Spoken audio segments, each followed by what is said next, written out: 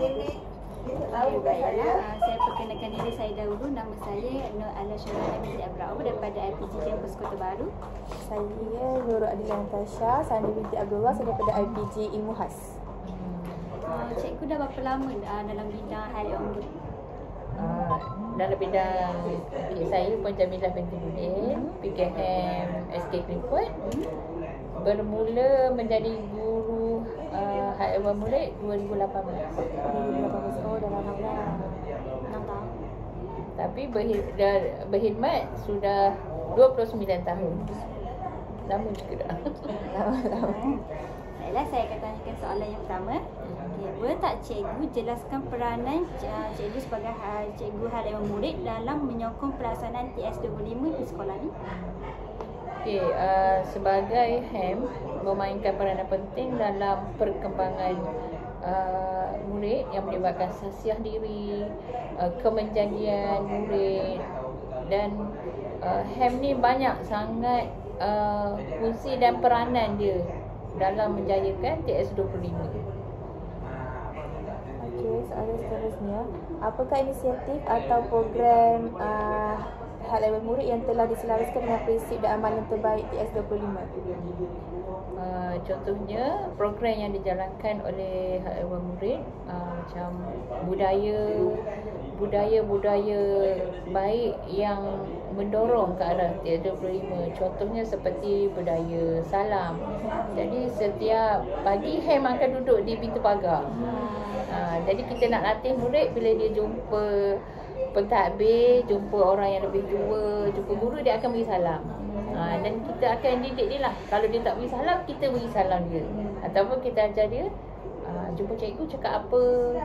Itu budaya salam yang kita laksanakan di sekolah.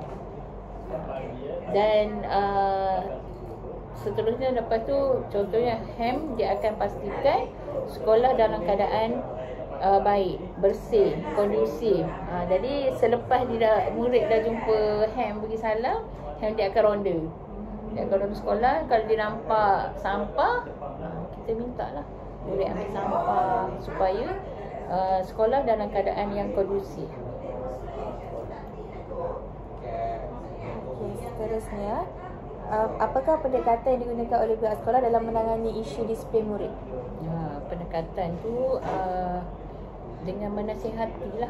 Contohnya macam setiap minggu kita ada perhimpunan.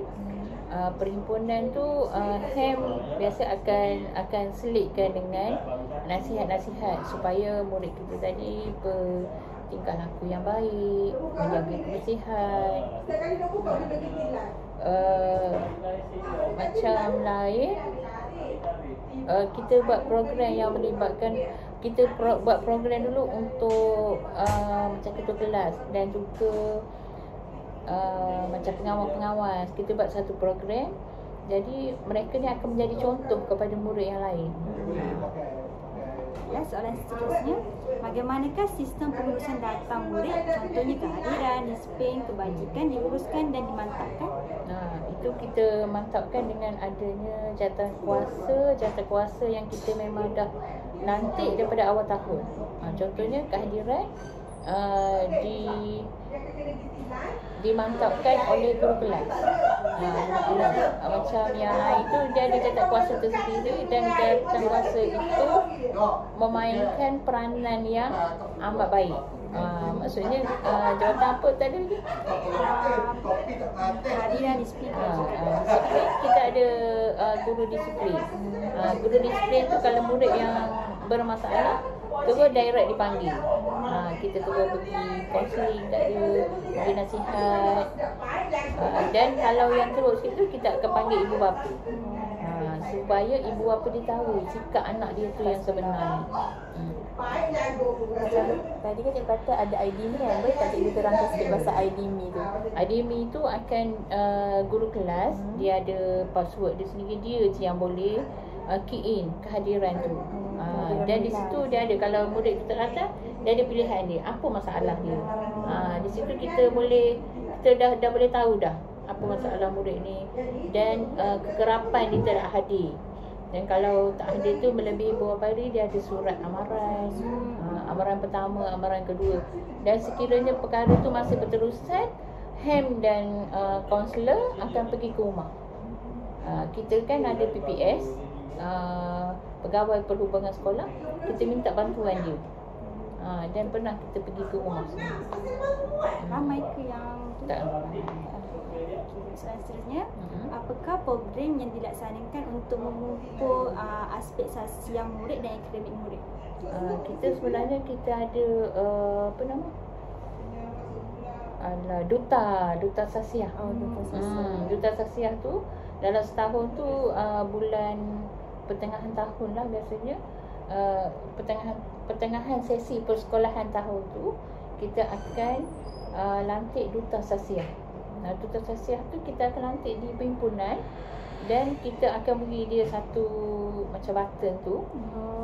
Dia Duta Sasiah yang memang kita pilih murid tu memang murid yang bagus, yang baik, dan kita highlightkan dia di perhimpunan.